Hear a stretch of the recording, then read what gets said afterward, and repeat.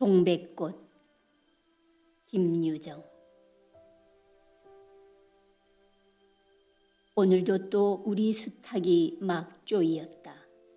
내가 점심을 먹고 나무를 하러 갈 양으로 나올 때였다. 산으로 올라서려니까 등 뒤에서 푸드덕푸드덕하고 닭의 횟소리가 야단이다.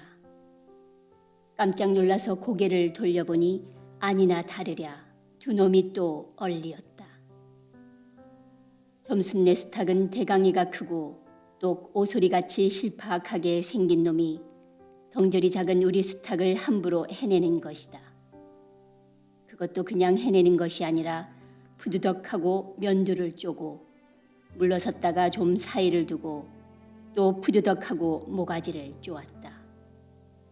이렇게 멋을 부려가며 여지없이 닦아놓는다.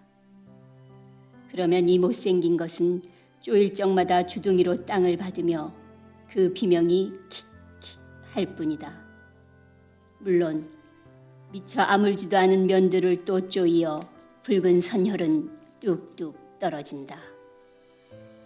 이걸 가만히 내려다보자니 내 대강이가 터져서 피가 흐르는 것 같이 두 눈에서 불이 번쩍 난다. 대뜸 지게 막대기를 메고 달려들어 점순네 닭을 후려칠까 하다가 생각을 고쳐먹고 헌매질로 떼어만 놓았다. 이번에도 점순이가 쌈을 붙여놨을 것이다. 바짝바짝 내 길을 올리느라고 그랬음에 틀림없을 것이다. 그놈의 계집애가 요새로 들어서서 왜 나를 못 먹겠다고 그렇게 아르릉거리는지 모른다. 나흘 전 감자 쪼간만 하더라도 나는 저에게 조금도 잘못한 것은 없다. 계집애가 나무를 캐러 가면 갔지. 남 울타리 엮는데 생이질을 하는 것은 다 뭐냐. 그것도 발소리를 죽여가지고 등 뒤로 살며시 와서 예, 너 혼자만 일하니? 하고 긴치 않는 수작을 하는 것이다. 어제까지도 저와 나는 이야기도 잘 않고 서로 만나도 본 척만 척하고 이렇게 점잖게 지내던 터이련만 오늘도 갑작스레 대견해졌음은 웬일인가. 황차 망아지만한 계집애가 남 일하는 놈 보고 그럼 혼자 하지 때로 하디? 내가 이렇게 내비앉는 소리를 하니까 너 일하기 좋니? 또는 한여름이나 되거든 하지 벌써 울타리를 하니? 잔소리를 두루 늘어놓다가 남이 들을까봐 손으로 입을 틀어막고는 그 속에서 깔깔댄다. 별로 우스울 것도 없는데 날씨가 풀리더니 이놈의 계집애가 미쳤나 하고 의심하였다. 게다가 조금 뒤에는 제 집게를 힐끔힐끔 돌아보더니 행주 치마에 속으로 꼈던 바른 손을 뽑아서 나의 턱 밑으로 불쑥 내미는 것이다. 언제 구웠는지 아직도 더운 김이 획 끼치는 굵은 감자 3개가 손에 뿌듯이 쥐었다. 네 집엔 이거 없지? 하고 생색 있는 큰 소리를 하고는 제가 준 것을 남이 알면 큰일 날 테니 여기서 얼른 먹어버리란다. 그리고 또 하는 소리가 너 봄감자가 맛있단다. 난 감자 안 먹는다. 너나 먹어라. 나는 고개를 돌리려지 않고 일하던 손으로 그 감자를 도로 어깨너머로 쓱 밀어버렸다. 그랬더니 그래도 가는 기색이 없고 뿐만 아니라 새근새근하고 심상치 않게 숨소리가 점점 거칠어진다. 이건 또 뭐야 싶어서 그때야 비로소 돌아다 보니 나는 참으로 놀랐다.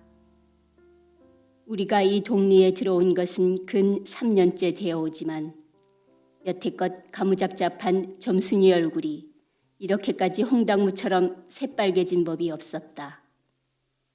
게다 눈에 독을 올리고 한참 나를 요렇게 쏘아보더니 나중에는 눈물까지 어리는 것이 아니냐.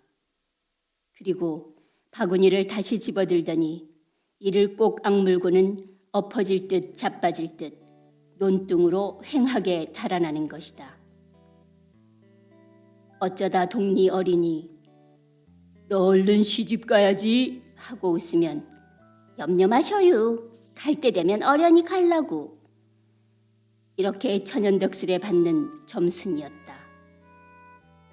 본시 부끄러움을 타는 계집애도 아니거니와 또는 분하다고 눈에 눈물을 보일 얼병이도 아니다. 분하면 차라리 나의 등허리를 바구니로 한번 모질게 후려때리고 달아날지언정. 그런데 고약한 그 꼴을 하고 가더니 그 뒤로는 나를 보면 잡아먹으려 기를 복복 쓰는 것이다. 서로 주는 감자를 안 받아 먹은 것이 실례라 하면 주면 그냥 주었지 네 집엔 이거 없지는 다 뭐냐. 그렇잖아도 저희는 마름이고 우리는 그 손에서 배제를 얻어 땅을 부침으로 일상 굽실거린다. 우리가 이 마을에 처음 들어와 집이 없어서 곤란으로 지낼 때 집터를 빌리고 그 위에 집을 또 짓도록 마련해 준 것도 점순네의 호의였다. 그리고 우리 어머니 아버지도 농사 때 양식이 달리면 점순네한테 가서 부지런히 구워다 먹으면서 인푼 그런 집은 다시 없으리라고 침이 마르도록 칭찬하곤 하는 것이다. 그러면서도 17씩이나 된 것들이 수근수근하고 붙어다니면 동리의 소문이 사납다고 주의를 시켜준 것도 또 어머니였다. 왜냐하면 내가 점순이하고 일을 저질렀다가는 점순네가 노할 것이고 그러면 우리는 땅도 떨어지고 집도 내쫓기고 하지 않으면 안 되는 까닭이었다.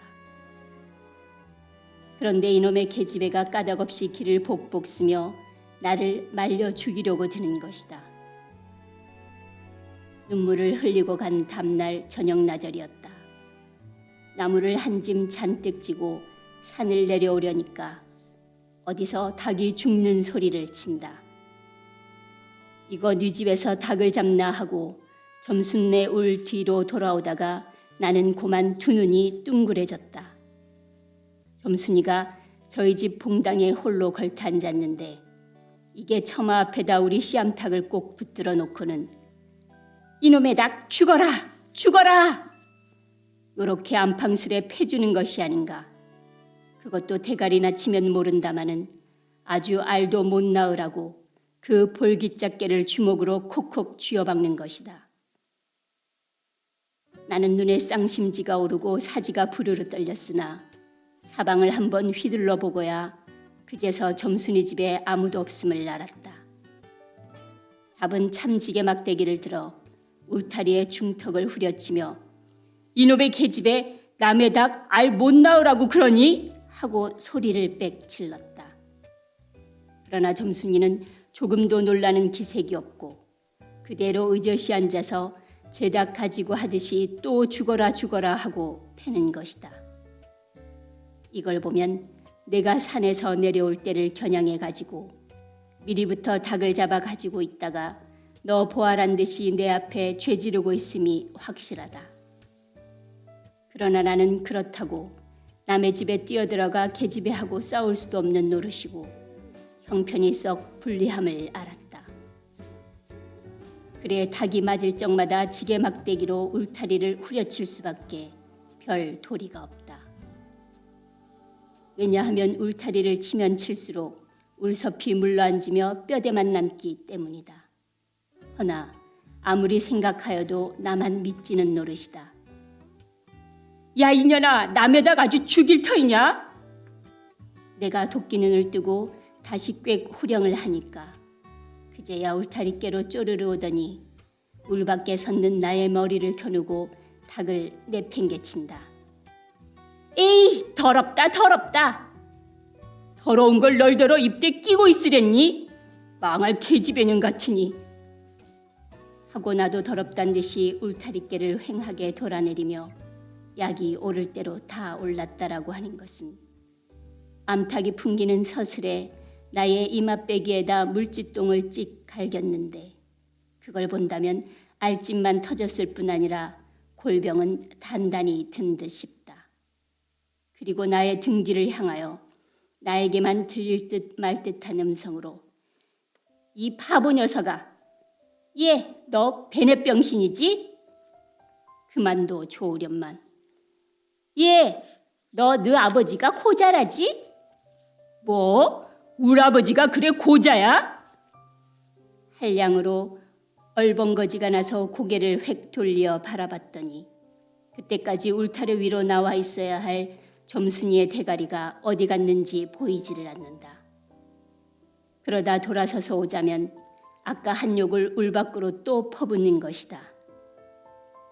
욕을 이토록 먹어가면서도 대거리 한마디 못하는 걸 생각하니 돌뿌리에 차이어 발톱 밑이 터지는 것도 모를 만큼 분하고 급기야는 두 눈에 눈물까지 불끈 내솟는다. 그러나 점순이의 치매는 이것뿐이 아니다. 사람들이 없으면 틈틈이 제 집 수탉을 몰고 와서 우리 수탉과 쌈을 붙여놓는다. 제 집 수탉은 썩 험상궂게 생기고 쌈이라면 회를 치는 고로 을에 이길 것을 알기 때문이다. 그래서 툭하면 우리 수탉이 면두며 눈깔이 피로 흐드레하게 되도록 해놓는다. 어떤 때에는 우리 수탉이 나오지를 않으니까 요놈의 계집애가 모이를 쥐고 와서 꿰어내다가 쌈을 붙인다. 이렇게 되면 나도 다른 배차를 차리지 않을 수 없었다. 하루는 우리 수탉을 붙들어 가지고 넌지시 장독계로 갔다. 쌈닭에게 고추장을 먹이면 병든 황소가 살모사를 먹고 용을 쓰는 것처럼 기운이 뻗친다 한다. 장독에서 고추장 한 접시를 떠서 닭 주둥아리깨로 들이밀고 먹여보았다. 닭도 고추장의 맛을 들였는지 거스르지 않고 거진 반 접시턱이나 곧잘 먹는다. 그리고 먹고 금시는 용을 못 쓸 터이므로 얼마쯤 기운이 들도록 회 속에 가두어 두었다. 밭에 두엄을 두어짐 전해고 나서 쉴 참에 그 닭을 안고 밖으로 나왔다. 마침 밖에는 아무도 없고 점순이만 제 울 안에서 헌옷을 뜯는지 혹은 솜을 터는지 웅크리고 앉아서 일을 할 뿐이다. 나는 점순네 수탉이 노는 밭으로 가서 닭을 내려놓고 가만히 맥을 보았다. 두 닭은 여전히 얼리어 쌈을 하는데 처음에는 아무 보람이 없었다. 멋지게 쪼는 바람에 우리 닭은 또 피를 흘리고 그러면서도 날개 쭉지만 푸드덕푸드덕하고 올라뛰고 뛰고 할 뿐으로 제법 한번 쪼아보지도 못한다.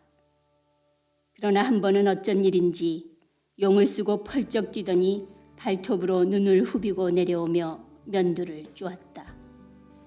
큰 닭도 여기에는 놀랐는지 뒤로 멈실하며 물러난다. 이 기회를 타서 작은 우리 수탉이 또 날쌔게 덤벼들어 다시 면두를 쪼니 그제서는 감태 사나운 그 대강이에서도 피가 흐르지 않을 수 없었다. 옳다, 알았다. 고추장만 먹이면 되는구나 하고 나는 속으로 아주 쟁그러워 죽겠다. 그때에는 뜻밖의 내가 닭쌈을 붙여놓는데 놀라서 울 밖으로 내다보고 섰던 점순이도 입맛이 쓴지 눈살을 찌푸렸다. 나는 두 손으로 볼기짝을 두드리며 연방 잘한다 잘한다 하고 신이 머리끝까지 뻗치었다. 그러나 얼마 되지 않아서 나는 넋이 풀려 기둥같이 묵묵히 서 있게 되었다. 왜냐하면 큰 닭이 한번 쪼인 안가품으로 호들갑스레 연거푸 쪼는 서슬에 우리 수탉은 찔끔 못하고 막 골른다. 이걸 보고서 이번에는 점순이가 깔깔거리고 되도록 이쪽에서 많이 들으라고 웃는 것이다. 나는 보다 못하여 덤벼들어서 우리 수탉을 붙들어 가지고 도로 집으로 들어왔다. 고추장을 좀 더 먹였더라면 좋았을 걸 너무 급하게 쌈을 붙인 것이 퍽 후회가 난다. 장독계로 돌아와서 다시 턱 밑에 고추장을 들이댔다. 흥분으로 말미암아 그런지 당최 먹질 않는다. 나는 할 일 없이 닭을 반드시 눕히고 그 입에다 관련 물뿌리를 물렸다. 그리고 고추장 물을 타서 그 구멍으로 조금씩 들이부었다. 닭은 좀 괴로운지 킥킥하고 재채기를 하는 모양이나 그러나 당장의 괴로움은 매일같이 피를 흘리는데 될 게 아니라 생각하였다. 그러나 한 두어 종지가량 고추장물을 먹이고 나서는 나는 고만 풀이 죽었다. 싱싱하던 닭이 왜 그런지 고개를 살며시 뒤틀고는 소나기에서 뻗어지는 것이 아닌가. 아버지가 볼까 봐서 얼른 회에다 감춰두었더니 오늘 아침에서야 겨우 정신이 든 모양 같다. 그랬던 걸 이렇게 오다 보니까 또 쌈을 붙여놓으니 이 망할 계집애가 필연 우리 집에 아무도 없는 틈을 타서 제가 들어와 회에서 꺼내 가지고 나간 것이 분명하다. 나는 다시 닭을 잡아 가두고 염려는 스러우나 그렇다고 산으로 나무를 하러 가지 않을 수도 없는 형편이었다. 소나무 삭정이를 따며 가만히 생각해보니 암만 해도 고년의 목쟁이를 돌려놓고 싶다. 이번에 내려가면 망할년 등줄기를 한번 되게 후려치겠다 하고 싱둥벙둥 나무를 지고는 불이 나게 내려왔다. 거지반 집에 다 내려와서 나는 호두기 소리를 듣고 발이 딱 멈추었다. 산길 쓰게 널려있는 굵은 바위돌 틈에 노란 동백꽃이 소보록하니 깔렸다. 그보다도 더 놀란 것은 그 앞에서 또 푸드덕 하고 들리는 닭의 횟소리다. 필연코 요년이 나의 약을 올리느라고 또 닭을 집어내다가 내가 내려올 길목에다 쌈을 시켜놓고 저는 그 앞에 앉아서 천연스레 호두기를 불고 있음에 틀림없으리라. 나는 약이 오를 대로 다 올라서 두 눈에서 불과 함께 눈물이 퍽 쏟아졌다. 나무찌개도 놓을 새 없이 그대로 내 동댕이 치고는 지게 막대기를 뻗치고 허둥지둥 달려들었다. 가까이 와보니 과연 나의 짐작대로 우리 수탉이 피를 흘리고 거의 빈사지경에 이르렀다. 닭도 닭이려니와 그러함에도 불구하고 눈 하나 깜짝없이 그대로 앉아서 호두기만 부는 그 꼴에 더욱 치가 떨린다. 동리에서도 소문이 났거니와 나도 한때는 걱실걱실이 일 잘하고 얼굴 예쁜 계집애인 줄 알았더니 시방 보니까 그 눈깔이 꼭 여우 새끼 같다. 나는 대뜸 달려들어서 나도 모르는 사이에 큰 수탉을 단매로 때려 엎었다. 닭은 푹 엎어진 채 다리 하나 꼼짝 못하고 그대로 죽어버렸다. 그리고 나는 멍하니 섰다가 점순이가 매섭게 눈을 흡뜨고 닥치는 바람에 뒤로 벌렁 나자빠졌다. 이놈아, 너 왜 남의 닭을 때려 죽이니? 그럼 어때? 하고 일어나다가 뭐? 이 자식아 누집 닭인데? 하고 복장을 떼미는 바람에 다시 벌렁 자빠졌다.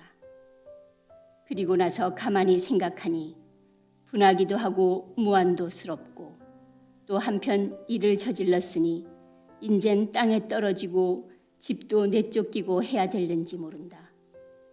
나는 비슬비슬 일어나며 소매자락으로 눈을 가리고는 얼김에 엉하고 울음을 놓았다. 그러나 점순이가 앞으로 다가와서 그럼 너 이다음부터 안 그럴 테냐? 하고 물을 때야 비로소 살 길을 찾은 듯 싶었다.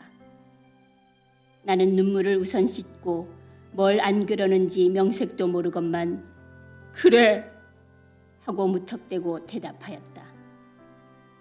요담부터 또 그래봐라. 내 자꾸 못살게 굴 테니. 그래 이제 안 그럴 테야. 닭 죽은 건 염려마. 내 안 잃을 테니.